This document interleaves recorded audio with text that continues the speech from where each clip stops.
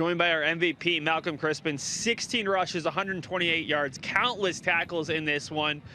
For you, what was the key to success? Because you guys found yourself trailing for the first time this year, and it took most of the second quarter and into the third to finally take the lead.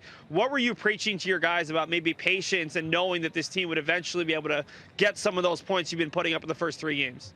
You know, it really came down to looking at our first few quarters and looking at every single one of our mistakes and learning to build off of it.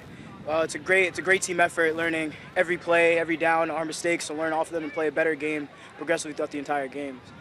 Coach always preaches how much depth this team has. How much did that depth help you today, where you seem to be able to find some bigger holes in the third quarter and fourth quarter and put up some of those big points? You know, it's great to be able to be tired and know that you can trust your teammate to come in and not have to worry about giving up a huge run or a fumble. It's a phenomenal feeling to be able to actually come off the field every once in a while. We saw you guys 2 weeks ago, and Bailey Bellany was kind of just managing the offense, letting you guys do all the running. What did you see today out of your young quarterback in terms of airing it out and coming up with some of those big plays to take the pressure off the run game? You know, it's great to have Bailey around. He's a great thrower. You know, he finally able to trust himself to run, which has been the biggest progress for him. I love him running the ball. It's great to be able to throw and run, have a dual threat quarterback like that. Great asset to the team, great asset overall. Well, congratulations on a great game, Coach. Rest up for next week. We'll bring in the head coach of this Latin Academy team. Coach, let's start with Malcolm. I mean, you guys jokingly call him coach, but he sounds like a coach out there. How much does it help? Because he's on both sides of the field and a vocal leader for your team. He knows what's going on both sides of the ball, both offense and defense. We have a lot of line calls, both offensively and defensively, and he knows them. So it's kind of unique that a running back can call offensive line calls and also defensive line calls at the same time. Coach, your first game of the season, you turned it over 6 times, and that might have been the struggle today.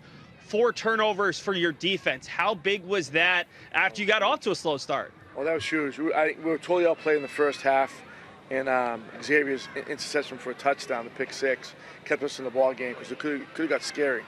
And they were a big, strong, tough, athletic team, so the turnovers kept us in the game just long enough for us to turn it around.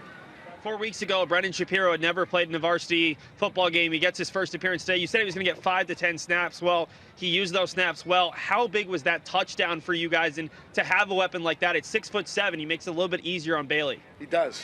He does. And I guess he had 1 touchdown, but it was also a winning touchdown. So that's how big it gets.